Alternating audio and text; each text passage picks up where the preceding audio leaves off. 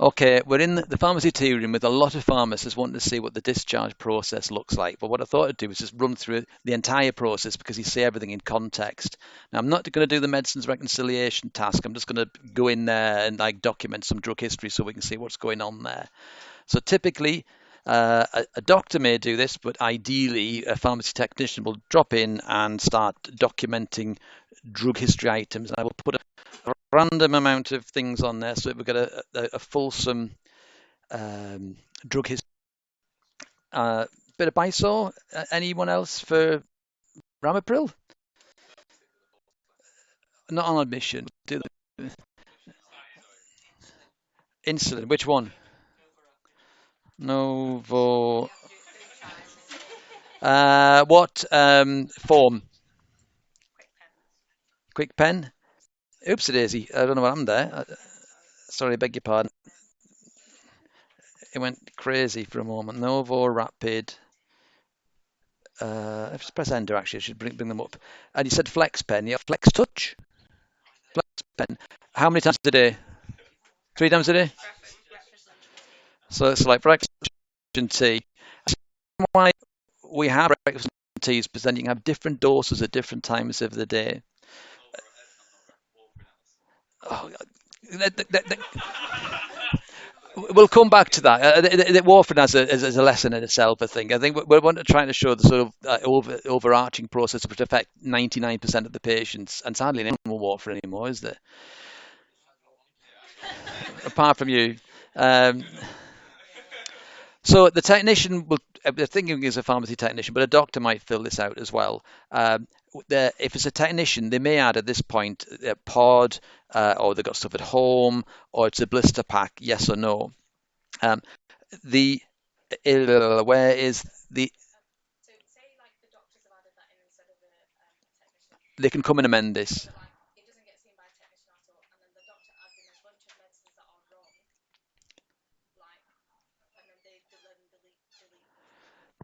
Okay, so you can go in and the question for the recording is what happens if a doctor makes a complete hash of this? You can go in there and amend the drug history and remove things, amend things, add things on. Not if you go into this screen to do that. You can amend the drug history independent. You're thinking about what happens with discharge reconciliation, but we're talking about tidying this list up. So this, but I'll show you. So let me just finish off. So the indication field is mandated once the prescription the item becomes a prescription. So what we're asking technicians to do is, if the indication is blank, to put came in, that will look across the reconciliation, addition reconciliation takes it. So that's these things here. Aspirin got it. It says secondary prevent whatever, and the insulin will have it because it's relative. Um, so let me just document that. Now, what Latifah's saying is if you want to go in and amend any of these things, you can go back into discharge medication history and say you found the Ramipril is actually 5 milligrams. You can modify that and change it to whatever is the right thing. Just click document history, and then the history is amended. So this is like going to page 3 of the GAD with a pen and adjusting the stuff. If it turns out the patient doesn't actually take clopidogrel, well, you can go into a medication history and right hand click and void it because it was a mistake. So it never existed in the first place. Yeah, if you void is the easiest way to clear a mistake off. Cancel, discontinue is used when something's actually been prescribed and intentionally stopped. If you've made a complete hash of it, then you would void and say it's either the incorrect patient, incorrect episode, or just a prescribing error. So there we've got some drug history there. What the doctor would then do now. No, I've not got rid of the green. I've not created the green tick because I've gone in as a doctor on this, and the doctors don't have the ability to do that. Only the pharmacy team can do that after they've confirmed that list is the best possible drug history. Doctor comes along, and I'm currently in as a doctor, and they do admission reconciliation. Now, let's say they want to withhold the aspirin. So the red Stop button isn't a stop button. It's do not continue, which is a subtle difference because you might want to restart it down the line. But that's continue everything else. And you know what I've not done? I'm not putting allergies in. Let me do that. Let's say the no known allergies. And I've realized I didn't document the dose of the insulin, which we should have done. So let me put a height and weight in. And my BNI today is 25 kilograms per meter square. So let me continue the other things. And you get, if you're into Formula One, Susan will get this. That's David Coulthard's racing helmet there with the blue circle with um, the white crossing. And it all says, do you have an additional now? And the answer would be typically no, but it depends when they came in relative to when the dose was due and if they've actually uh, had it or not. So let me just put 5 units for that one. We'll have 6 units for that one. I could have put that in at the drug history stage, but I forgot to do it. So naughty me. And don't want to give an additional dose now. We're nearly there. Big bun. You can't sign it if you leave the lines blank. Uh, Well, I see. Right, you're talking about if you don't put it over and leave it blank, then the green tick will not appear in admission reconciliation. So let me just sign that now. I'll show you what I mean. It's going to say I need to what I need to do to leave it blank is to reset that ramipril or remove it from that side. What's it asking for there? Don't want to give an additional dose now. So if I reconcile and sign that, what I've done is activate the 4 of the medicines. I've not continued the aspirin. I've done nothing for the ramipril. So you can see it's in this recycle state in the admission thing.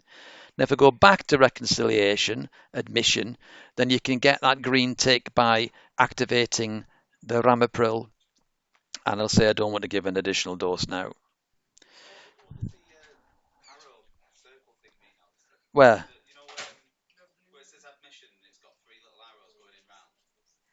It means it's partly done. So if you want to have if you want a green tick, this should give us a green tick. I get a green tick there because every single drug history has been accounted for. When I left the ramipril unattended, the computer says, well, it doesn't say yes or no, it's kind of dithered. Even though I'm not continuing the aspirin, I've consciously not continued the aspirin. With the ramipril, I hadn't done anything.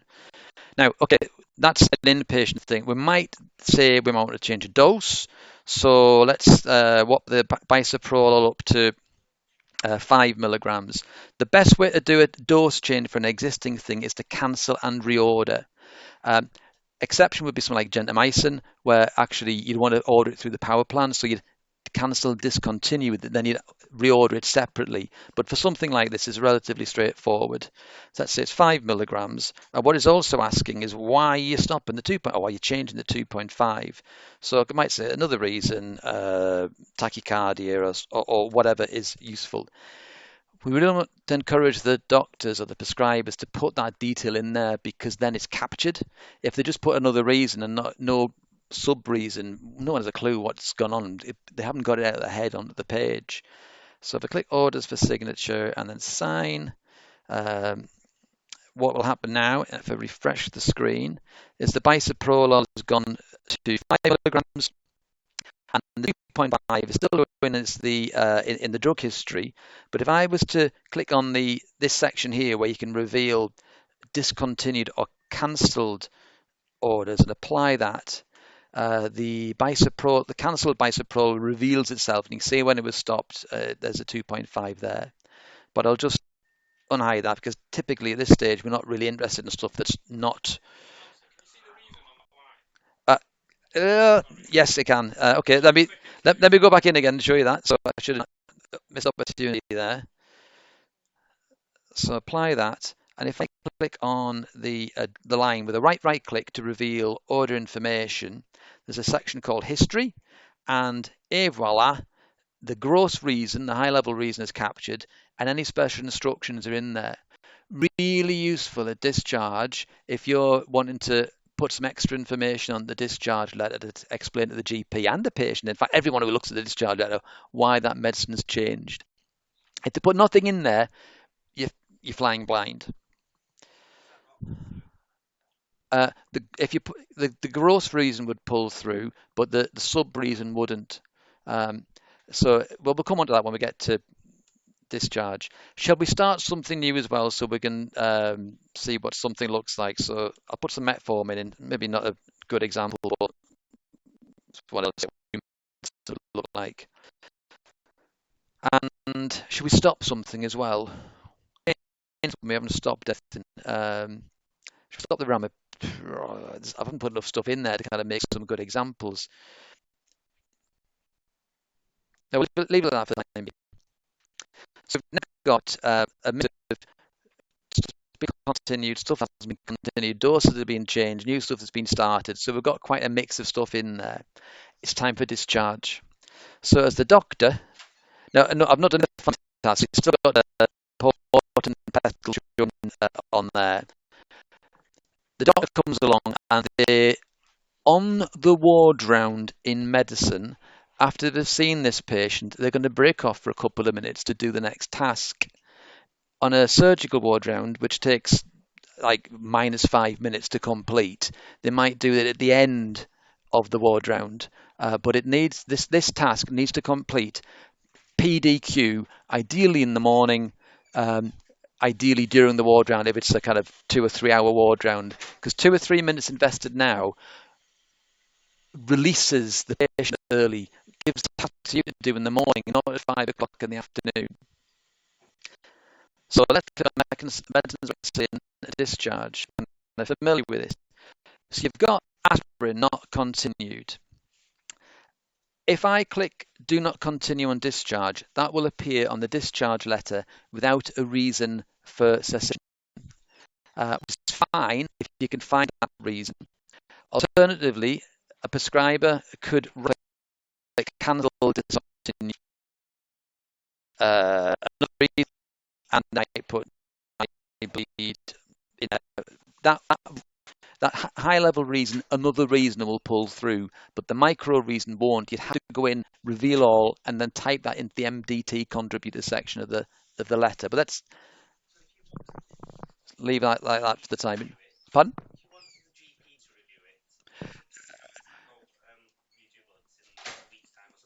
They'd have to put something on the letter. I mean, at the point of discharge, the aspirin is stopped. If they want some action to take place with it, then they need to go and actually type some prose into the letter, dear GP, do X, Y, or Z. If they continue it, then the GP is going to think it's continuing. So stopped or do not continue could equate to a suspended item as well as something that's genuinely been stopped. But they would have to go in and put some extra information into the GP to say GP action, please do X, Y, or Z, check blood pressure. Yeah, you can do that.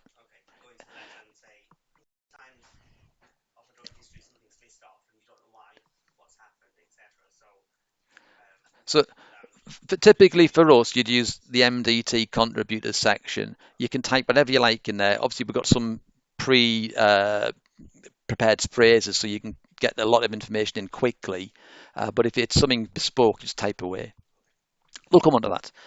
So let's continue the bisoprolol. Now, ordinarily, if I pull this down actually, because we can see what's going on, it doesn't matter whether you use the home med, the scroll thing, or the hospital med, but it does when the dose has changed, because we want the hospital one to continue. So I'll stop the home med. For the insulin, we've not actually changed anything, although I've inadvertently forgot to put the dose units in for the home meds. So for convenience, I'll stop the home meds and continue the hospital ones. It won't make a right lot of difference. Why is it not? Hang on, I've got a sticking pad here. The ramipril, they are the same. It doesn't matter which one I pick. So let's do it the other way around to what we've done for the bisoprolol. The metformin's brand new. It's not paired up with anything. Just note for the insulin, it groups home meds and hospital meds together, but it's exactly the same type. Obviously, you've got 3 lots of home meds and 3 lots of hospital meds, and it links them out, lists them alphanumerically. So L comes before E. That doesn't make sense, does it? B should come before. I don't know why it's showing in that order. There was obviously some sorting thing why the breakfast is coming at the end. Um, Maybe it's chronological from the point you're actually doing this. Who knows?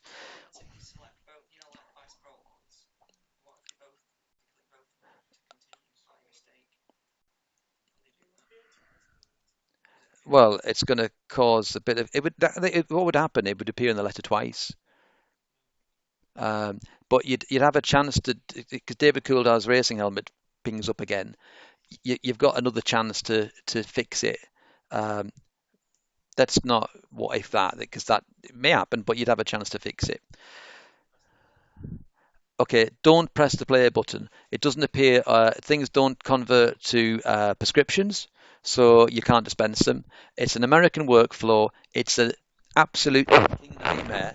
And anyone in the British teams would like that play button removing, but they won't remove it for God knows what reason.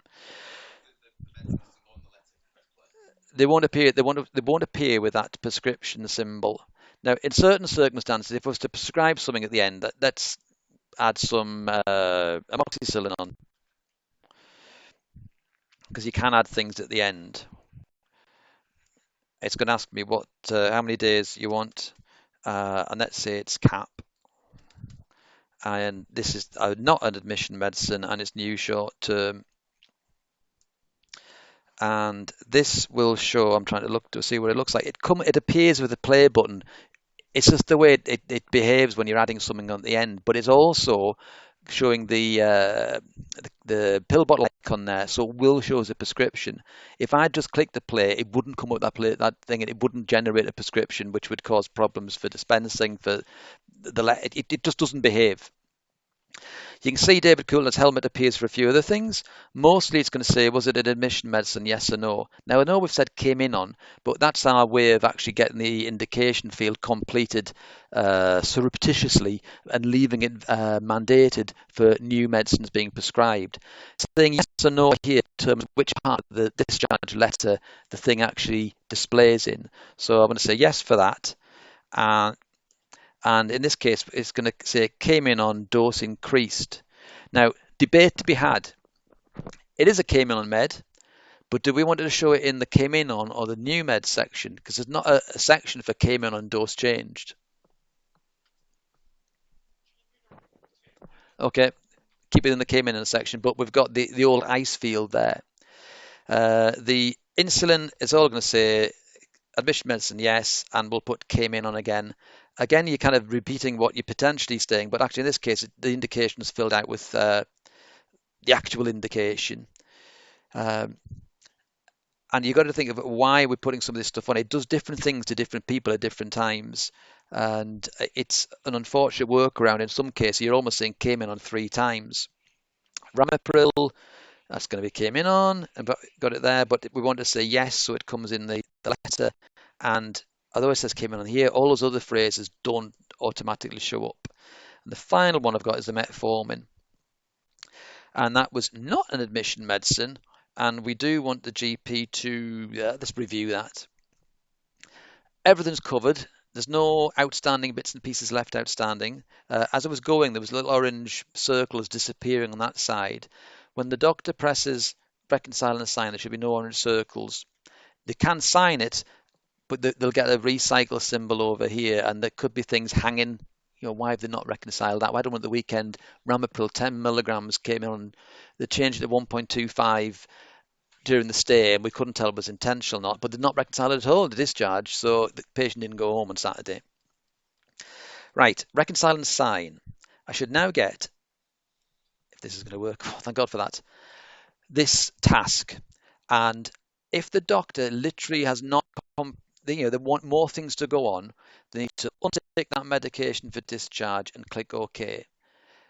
In this case, we stay ticked because we've actually prescribed everything we want, and they click OK.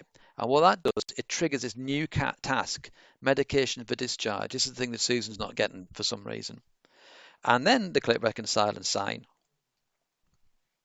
And we've now got a bunch of prescriptions down here. That's gone to the green tick to say the discharge reconciliation has been fully done. Every inpatient line has been reconciled to going home. I should have put delta power in on as well because it stopped that at discharge, just as an example. I need to log in as a pharmacist now. So just bear with while I find my folders.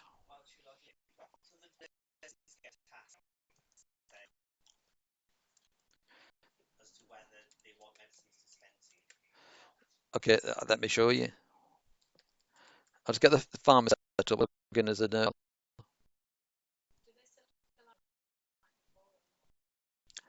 How do you mean? Sorry, I'm pinging my head there, sorry.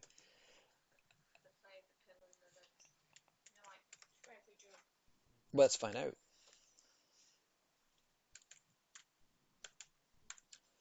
Right, I've got 3 users here, which is going to get a bit of content. I need to remember which ward it was on. Was it AMU? Uh,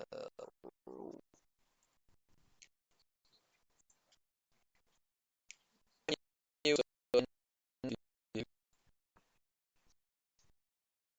need to find AMUA.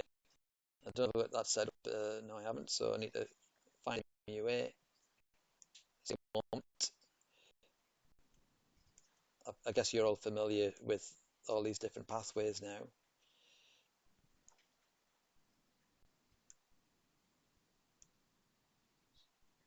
And pull it over. And we need to remember which patient we're in. Can anyone remember the name of the patient? Was it It was Pika. Don't know what that means, but let me just establish a relationship with Pika there.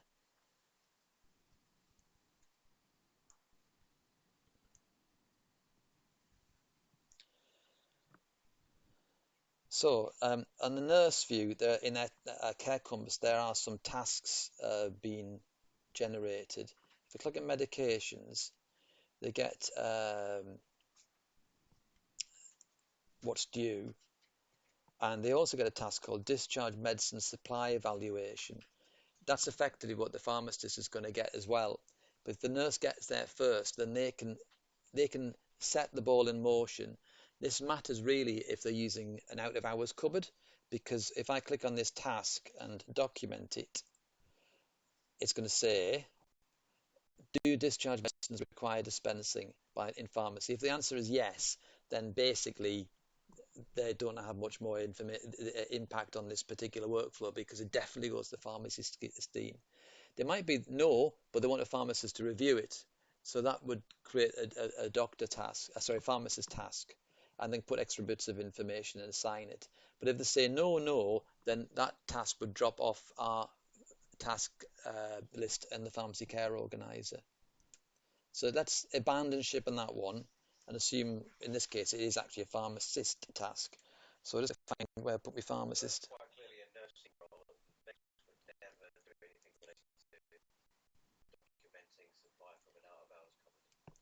Um, the they might prescribe something from it, and if they're working in that area, the nurse will hopefully have said, basically, if they're going to a power planners thing and type TTO in, all the out of hours cupboards have got a specific list with what's the contents of that cupboard and what the instructions on the over labeled products are. So if they select from there, the nurse can then give from the out of hours cupboard.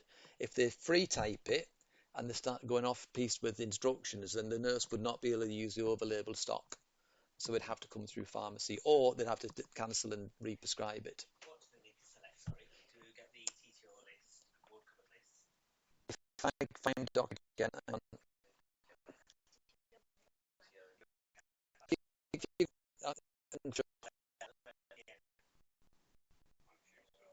yeah, I'll show you in a sec. I'm just having. It's about 15. There's a lot. Right, I just need to find AMUA. Have I got it on there? No, I haven't. So now I'm in as a pharmacist. Oh, I've got it over here. That's good. Saves a bit of time. Okay, so we're looking for Pika. Where's Pika down? Where's it gone? There it is there. So I'm not got a relationship, so I can't see anything. So let me just establish relationships. So Pika, obviously we've got two tasks outstanding here because we've not done meds rec on them, and we've got discharge medicines prescribed, which is at this point is what we're interested in. You can see there are, come on, scroll over. There are other tasks like unverified orders, and there's a pharmacy supply, pharmacy review, which relate to the discharge medicines. So the first thing to do is click on the task list and say document. And what you're going to get is a lock unlock. Click. Oh, sorry. Well spotted.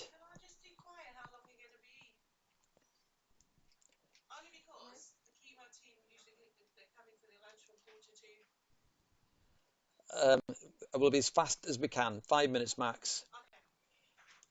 I'm okay now. So let's document it. You click locked, and that stops a doctor going in and amending any medicines. If they do, they'll get a message saying you can't put any more medicines on the discharge letter, contact your pharmacist. If that happens, you find that go into the patient's record, form browser, find the lock thing, right click, modify, unlock, save. They then need to go in, do the amendment. That creates a new task for you to then relock it and follow the workflow. And that could happen several times. Form browser. So just the medicines. So they can do anything else to the pros, but the medicines they can't alter. So when we did that, the task changed to discharge medicines prescribed. Now, if I go in and document this, I'm like, didn't I just do that? Okay, I'm in the right patient, aren't I? No, I'm in a different patient. I beg your pardon. Where's Pika? Down there. Right, I just need to refresh because it should have generated another task.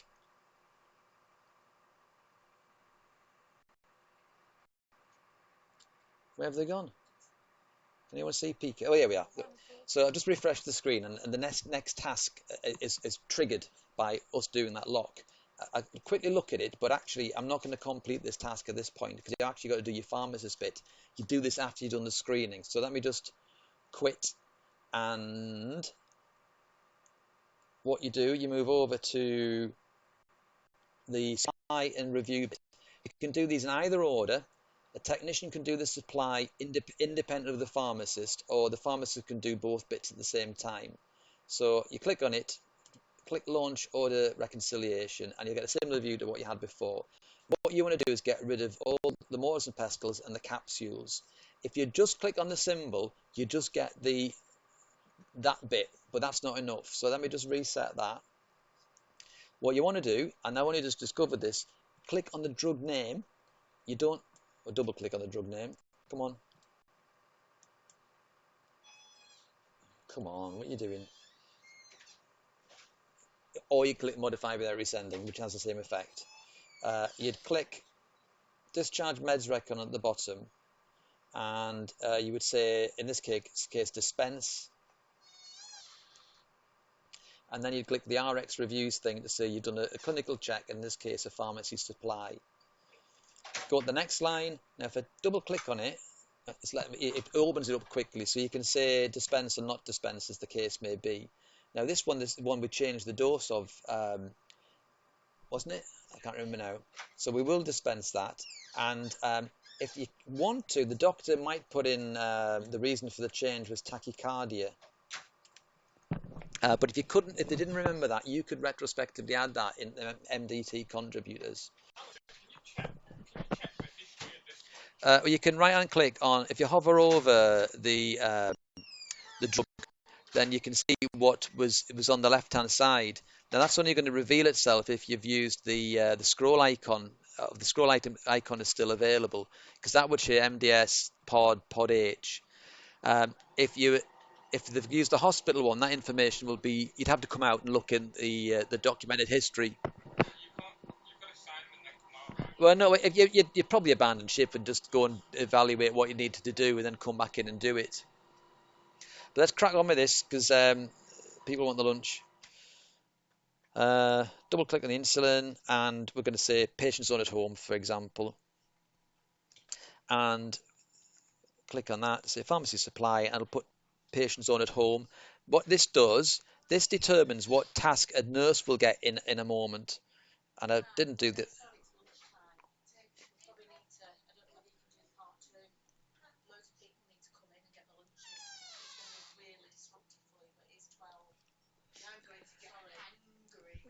Right.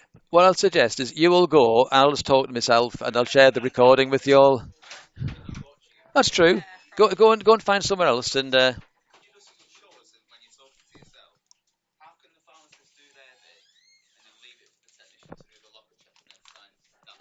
okay. Okay, Sean's everyone's abandoning ship, but Sean's asking how do you do it, just the pharmacist bit. So let's look at the bisoprolol. We've looked at that it says dispense, but if we click on the RX review bit, if the pharmacist just clicks pharmacist review and leaves the supply options incomplete, then the capsule icon stays there, and that task will still be outstanding to be done after they've done their bit. Um, for these, let's double click and we'll say patient's on at home because it's the same actual medicine. And we'll say pharmacy review. In this case, we will say patient's on at home because we know about that. And then the final one, this is easy with a mouse, I must say. Patient's on at home, RX review, pharmacy signed it, and they're going to say patient's on at home. The metformin, let's just do the pharmacist review bit. So if I just click on the icon, you can say pharmacist review, and that takes the mortar and pestle away. And the final one is the ramipril. So let's do just the pharmacist review. So it's clinically checked. So the pharmacist can then sign that, and you'll see that the pharmacist review is now blank, but there are three things to be evaluated by a pharmacy technician or the pharmacist.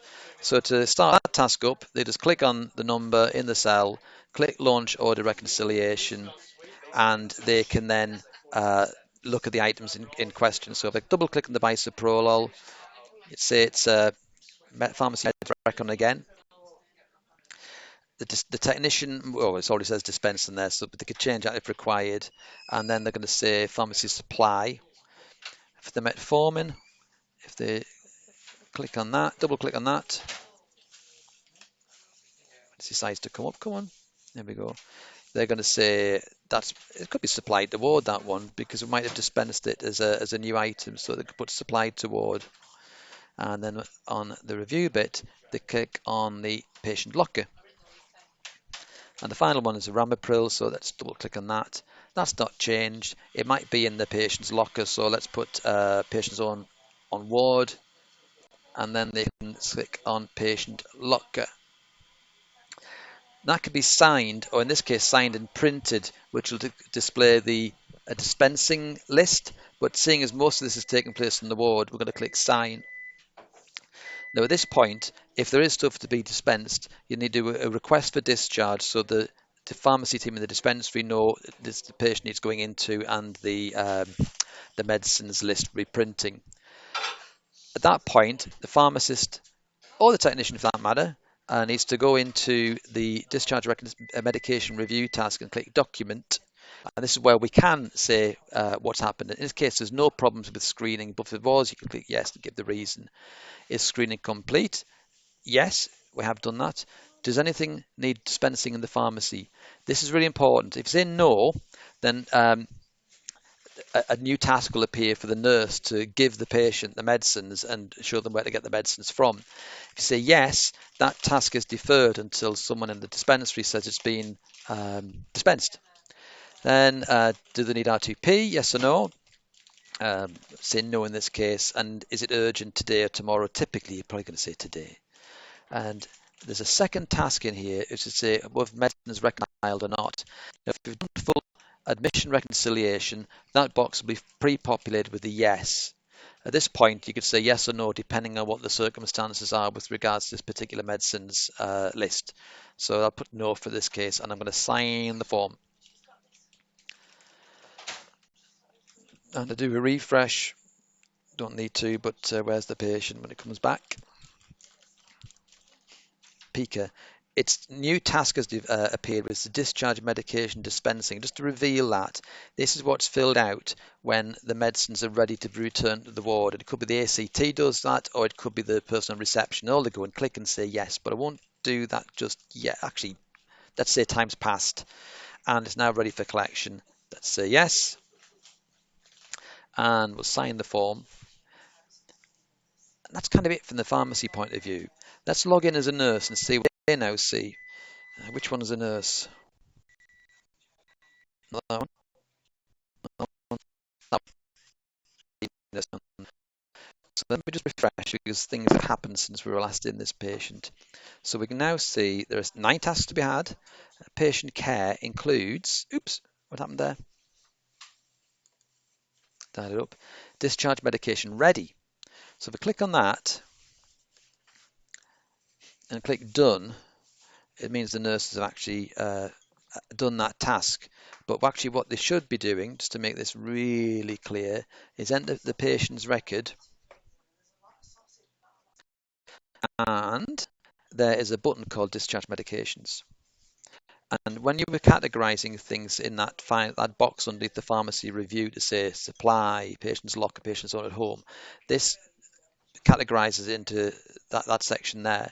So the nurse is looking from pharmacy for some amoxicillin, some bisoprolol, so they can click on that and say given.